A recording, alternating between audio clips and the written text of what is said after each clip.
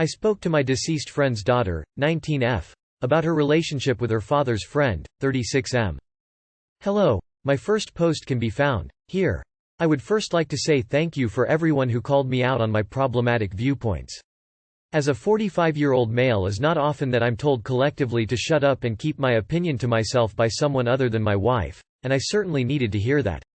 My approval or disapproval of the relationship is absolutely not relevant to what's going on, and confronting Ella with that would be detrimental to the situation. I was still processing things when I wrote my first post, and I wrote that I was so disappointed in her choices I wasn't even sure I wanted to see her.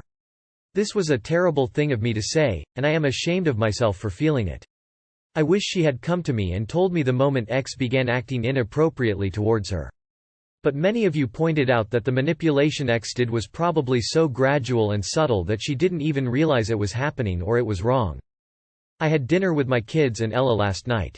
She was behaving fine, if not a little nervous.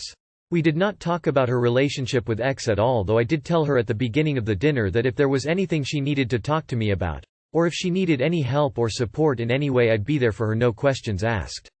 I do know that my son talked to her about X though. My son is also 19, him and Ella have been close their entire lives, and I think he felt really hurt that she kept something this big from him. They went off and talked for a long time, over 5 hours I think. They left at 6:30 and didn't come back until well after midnight. And this morning my son told me some important things that offer some more insight into X and Ella's relationship. Ella apparently began developing romantic feelings for X when she was 13. She claimed it was just a crush and she didn't talk to him about it until she was 16, and he denied her advances until after she was 18. I asked my son if he believed her when she said this, and he said, "No, she's full of shit, but she believes it." Ella also told her that she doesn't see the age gap as a problem because growing up without parents has made her need to mature faster, which is why her and X are on the same level. My son asked her if this had anything to do with her father, and she said no. The most disturbing thing she said was when he asked her why she thought he, a 37-year-old man, was interested in dating a teenager and not someone his own age. Her answer was, "X was always just waiting for me." In her head they are some star-crossed lovers who were destined to be, who defied all odds. To us, we believe she has been groomed by him as a way to deal with his possible feelings for her mother, something someone suggested that we had never thought of, but according to my wife and the other women it could be plausible. X was 21 when Ella's parents died. Her mother was 23. I was under the impression that the two of them barely spoke, but apparently there was a friendship, and Ella is the spitting image of her mother at that age. Unfortunately, there isn't anything we can do past this point other than support Ella because her grandmother is unwilling to look into the possibility that Ella was groomed by X by looking through old journals or photographs or text messages. Ella's grandmother is completely supportive of the relationship. She will not hear anything of X doing anything wrong. According to my son, X has been spending the night over Ella's grandmother's house for a long time, under the guise of helping out. Again, thank you all for your ongoing advice. That slime ball groomed that little girl. Makes me ill to think about it. Jesus Christ. 13 and just a crush. Definitely groomed. Definitely will not talk about it. She's not matured, she's only been groomed to the point where X is the point of maturity she thinks she's at, when in reality, she's been groomed and is still mentally immature, still the motherless daughter. She's still mourning her mom's death. Mourning goes on for a very long while when children lose parents to sudden death. I've no idea how to pull her head out of his ass, but I hope someone else can. While you still can't expect her to come to anyone in the family about this, especially you, try and keep your son close with her. It's the best shot at him finding out info before anyone else, since they practically grew up together. Hopefully she wisens up and can get out of there. I am sorry it's turned out this way. I guess all that is possible now for you to be there when she needs you to be. I am also really sorry by all the gross comments you're getting for this post. Damn, just cause a person is legally an adult, doesn't mean she hasn't been severely brainwashed. That's so heartbreaking. Your son is right, she believes her nonsense. If I had $1 for every teen girl that I've had as a client telling me how mature they were and how they were on the same level as guys 10 years older, I could retire. It's horrible. And by the time they wake up it will take years of therapy to undo. Like we said in the last post, cut X off. You can deny wanting to hear about Ella's relationship but continue to have her over. Continue to give her a safe haven. But let your son and her friends do the heavy pushing. It will be easier from them. The bottom will fall out eventually. Whether or not she will get out before kids or marriage, I don't know. There is absolutely 0% chance the sentence, "we can't be together till you are 18, was never said. I'm really sorry things turned out this way, Op. You must feel so helpless and like you've failed your deceased friend and his daughter. The best course of action is to continue staying close to her so that you can help her when things become bad. Another important thing, try to make sure she has and uses contraceptives. The last step for X to completely have Ella under his control is to get her pregnant and make her drop out of school. I hope things turn out well. You can't help stupid. Are you asking for advice for a relationship you aren't involved in? Not your daughter either. My advice is mind your business. They are both adults now, there's nothing you can do, and if you show disdain for it then you may ruin any relationship you have with her. Update. I found out my 19F boyfriend, 19M, was into necrophilia. This will, hopefully, be the final update. I'll do my best to answer any questions. So I wrote my last update post while I was extremely sleep deprived. Emotionally, physically, I was feeling like absolute crap. Also just had a fever that went down. Not COVID, don't worry. I barely remember writing that stuff, but I remember posting it and going straight to sleep. By the time I woke up, it blew up. I would have edited to phrase things a bit better, but it got taken down. 6 days ago, my ex-BF's best friend reached out to me since I had stopped responding to my ex's messages. He conveyed all the apologies my ex wanted to say to me. By then, 2 weeks-ish had passed since the breakup and my emotions weren't as uncontrollable anymore. So I decided to ask for an explanation. According to him, the news of our breakup was not intentionally let out by my ex, but by one of his close friends. He had only told 4 people about our breakup, but one of them decided to tell all our mutual friends. My ex and his friend group have since cut off contact with him. My ex also told them that we broke up over his necrophilia fetish. And apparently, my ex has been receiving therapy. I'm not sure how many days it's been, but he supposedly had 4 sessions already, and says he realizes that he wrongfully placed all his expectations onto me. He also admitted that he noticed he was into necrophilia way before we even met, and was hating himself for a long while. He was deathly afraid of rejection. So when I didn't accept him, all of the built-up negative emotions were wrongfully placed on me. I'm in no way excusing his actions, but I can understand what led up to that. My ex's best friend told me that he was feeling guilty about the way some of our mutual friends treated me. So now he is currently gathering up the courage to tell our mutual friends about it, and so that I won't have to worry about wrongfully being viewed as an asshole, but honestly, that's not an issue for me. Friends pick sides all the time when a couple breaks up. I was more worried about him exposing himself like that because it could really negatively affect him. So I told his best friend to pass the message. I don't care what they think. You don't need to tell them out of guilt for me. Tell them if that's what you're comfortable with or feel like you want to do. I also want to address that I didn't handle it maturely.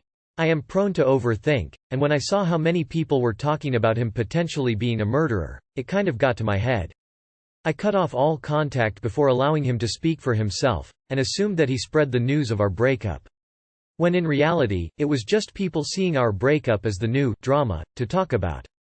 He hasn't made an attempt to establish a relationship with me again. Although I no longer feel love or attraction to him, I still care about him. I said I hope he gets the help he needs and left it at that. I haven't talked to any of his friends since. And the guy that leaked it did reach out to apologize personally. Just to be clear, I did not and have not spoken to my ex directly. And all the mutual friends I questioned also revealed that they heard the news from the guy that leaked it, so that story checks out. My plan from here is to just continue going no contact, and focus on my studies as of now. I'll answer any questions below. Delthy afraid of rejection. Chuckle, snort. He was deathly afraid of rejection. Wow op lol. Big hugs to you, hope you find some peace over this. Necrophilia is definitely a deal breaker for almost all people, hopefully. As it should be, it's far too out there to be considered even remotely normal or common. Your ex needs some serious help. I'm glad you are out of it. I'd shut down any further questions from friends on either side and quietly move on. I made a joke in the last thread, saw. He was deathly afraid of rejection. But it's already been done, so guess I have to be genuine. This is all so strange, but I honestly think you've handled it as well as could be anticipated. Just keep riding the wave, you'll be okay. I should introduce him to an ex-girlfriend of mine. Was really cold and kinda just laid there mostly. Probably the best possible update. I'm glad everything has settled down and everyone involved is starting to heal. I remember this post. I'm glad you updated. You need to focus on yourself and your future. You don't need these people in your life. A relationship with a necrophiliac was always going to be a dead end. 19F girlfriend is training to be an EMT. We witnessed a potentially fatal accident and she did nothing. A couple weeks ago my girlfriend and I, 19M, were on the interstate in a big city. We saw a car no more than 200 feet in front of us come speeding from an on-ramp going roughly between 80,100 mph collide head-on with the cement median barrier. This was in the middle of the night, but since we were in a city there was still lots of traffic.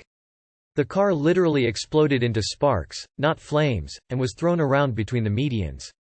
Parts, fluids, glass, etc. was being thrown all over the road as it eventually came to a stop. It was at the mercy of physics after the initial collision. My girlfriend has been training to be an EMT for a short time before this crash. A few weeks roughly. I have absolutely no medical training or knowledge. Instinctively, I put on my hazards and pulled up behind the vehicle, crunching over glass and bumper pieces as I did. A passenger got out, seemingly unharmed, and was never seen again. It seemed like he just stumbled away, dazed. I made my way up to the driver and he was covered in blood and having an intense seizure. It looked like the car only had one airbag in the steering wheel. It was an older car, like a late 90s or early 2000s 4Runner. From what I remember, the driver did not have a seatbelt on, but I couldn't remember. I had so much else going on in my mind. I could tell the car was on but the engine was not running, so the first thing I did was turn off the ignition to mitigate the risk of a fire or explosion. After that, I just held the guy's neck straight as he was seizing and I dialed 911. He eventually went limp, unconscious but still breathing, so I began talking to him by telling him to stay with me and etc. After her and I gave a witness report to police, the EMTs hauled off the unconscious, but presumably still living, driver. It was 30 minutes to an hour after the incident when everything was sinking in. My girlfriend had been praising me for how well I handled the situation and beating herself up for not helping. Then I said something that in retrospect I probably shouldn't have during the conversation. It was something along the lines of, "This incident can give you some introspection about being an EMT." I said it lightly without meaning to put her down, but she immediately started crying. This whole incident has been nothing but negative.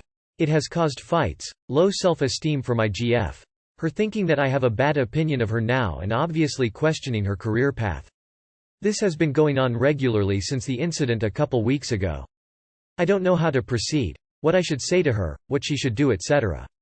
Any advice is appreciated. Edit. I apologized at the very moment and have apologized multiple times since. I thought I should throw that in there. Also, I wasn't in my right mind at the time and usually I wouldn't have said something like that. It was mostly meant like, "Wow, this job you're training for is really intense," not, "Wow, you're not cut out for this." But she took it as the latter, unfortunately. But I should have known better than to say that at the time. Thank you. I'm concerned by the fact that you think your girlfriend would know what to do after only roughly a few weeks of training. You both witnessed a traumatic event. During it you accidentally insulted her. She's 19 and probably has the maturity of a 19-year-old. She's taking this hard. Start talking to her about your feelings about witnessing the event. Try to understand her feelings. She may have guilt because of some expectation that she do something in an out-of-control situation. But she had no responsibility there. She's a 19-year-old with a couple of weeks of training. Start helping her feel secure and focus on helping her find her confidence again. She may be shaken by witnessing this trauma. It doesn't mean she can't be a good EMT. It means she needs to process this event to be okay to move forward. I get it, from her side. Completely. I'm an RN. The one thing I hate, the one thing that makes me extremely uncomfortable and anxious, is being asked to employ my skills at the drop of a hat, when not at work.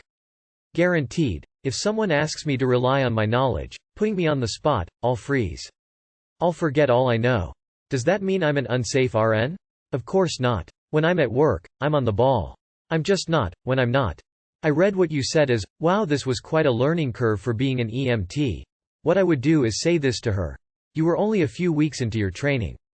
When you start working as an EMT you will know what to expect and how to handle it. Practical experience isn't the same as having it happen in person, but that does not mean you aren't cut out for this. Now you have gone through the freezing and shock of seeing your first accident in a controlled situation where you were a bystander, you will be less likely to react like that again. You are going to be an amazing EMT as you are an amazing GF. She's traumatized by what she saw. It does happen to EMTs even in the field long after training. She will have to come to terms with it in some way. EMT is a very difficult thing to do, and it's unpredictable what you'll come across. My cousin was an EMT, and one night on duty he was called to a horrific crash with multiple fatalities. He said they were scraping goo from the pavement. And then found out that one of the goos was his fiancée. He had to quit and find a different career. That's the risk of that type of career. It's something that we need to be done, but it's very difficult to do. As someone who just finished an EMT program, I absolutely wouldn't have known what to do a few weeks in. I have no doubt in my mind I would have frozen, or been afraid of fucking up due to gaps in my knowledge. A lot of the time trauma lessons are done in the last half of the course. It doesn't make me a bad EMT now, but it's perfectly understandable for somebody completely new. She wasn't obligated to react as an EMT in that situation. She wasn't obligated to do any beyond alerting the emergency services for help. People react differently to surprising, traumatic events. What your girlfriend did is no less normal than what you did. Also, when she works as an EMT, her mindset will be different when she's on the job than off. It's different knowing what you're heading into versus just stumbling into an unknown situation. I'm an ICU nurse. If I stumble into a medical emergency not at work, I literally will try to worm my way out in a reasonable manner. You know when they call for doctors and nurses on the plane? I don't respond to those. It doesn't make me any less of a nurse. This isn't all about what you said. She really needs to talk to a therapist.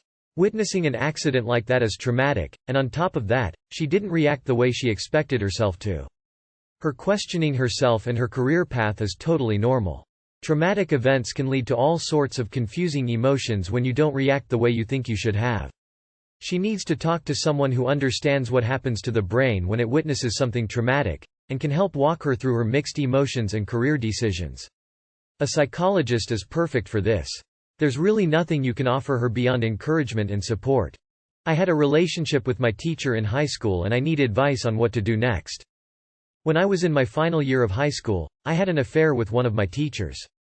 It was complicated and exhausting, but it was also hugely important to me. It was technically legal, but of course a secret. He was married and we both felt immensely guilty about this. But given the full context of the relationship, anything outside of an affair was a fairly moot point. But I was also at a stage in my life where I really valued someone who was there to have those big, absorbing conversations about anything and everything. I was really pushing the bounds of my own self-expression and sexuality. He really got me in a way that my partner now, for all that I love him, does not understand. He was a confidant, creative mentor, lover. I'm now properly into my 20s and still can't shake this guy. We did email each other recently for the first time in 0.5 years? It was all very innocent, we just told each other about our lives now. But we always had heavy subtext with those emails. The feelings we have for one another are still there. I recently made a post elsewhere about this and how in the Me Too era, I've struggled to reconcile my experience in this relationship with this paradigm shift. I don't feel like a victim, the idea just does not sit right in my mind.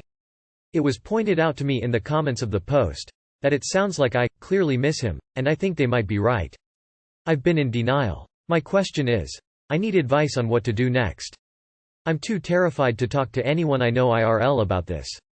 I still don't really know what to think about this relationship. I'm starting to think that I want to see him again, but I also don't want to disrupt his life. It could blow up everyone's relationships and lives more broadly. But this guy makes me feel alive and understood in a way that no one else has since. Edit. A few common misconceptions. Me having these feelings and trying to understand them equals planning to cheat on my partner. I would end the relationship.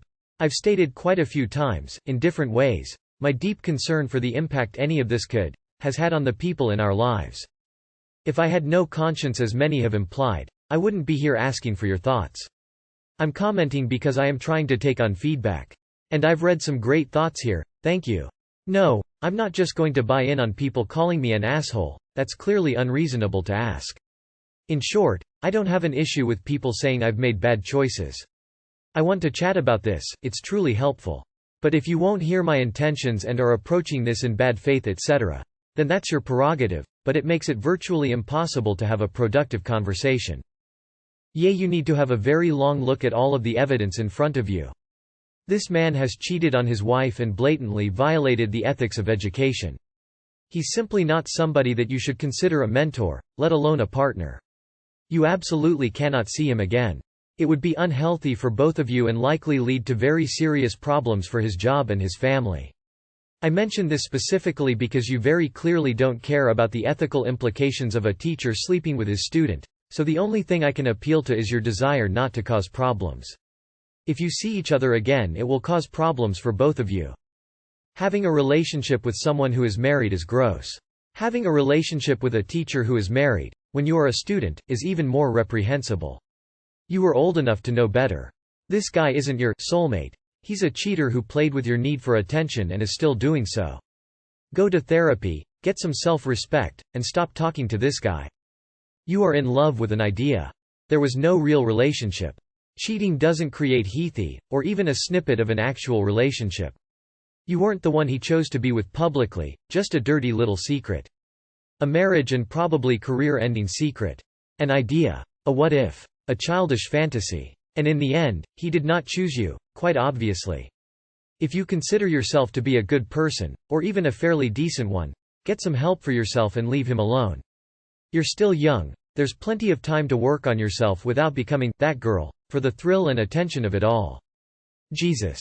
Edit. Not to mention you're currently in a relationship? Get help. You sound very immature and selfish. Shake my head in disbelief. You know what? Break up with your partner. Drive to your lover's house and tell as loud as you can that you love him, loved the time when you had your affair and that you want to be with him. Then see how much you really mean to him with your own eyes. Girl, he has used you, nothing else. He was in a position of power and abused that. You should inform the school where he is teaching about your affair with him so that they have a chance to protect the girls that he is currently corrupting. I have typed and retyped so many times. So I just gonna say this. You two deserve each other. Fuck everyone else, right? You two don't deserve to be with other people, you're just gonna betray them. People you're dating are just playthings by this point. 2 issues. You have a partner and he is married. You're in your 20s, and as disturbing as it is, you're probably too old for him at this point, and he's probably moved on to his next target. This guy is a disgusting piece of shit. He's a cheater, a liar, and an abuser. What he did to you was illegal even if you were of age. Stay away from this guy. He's awful.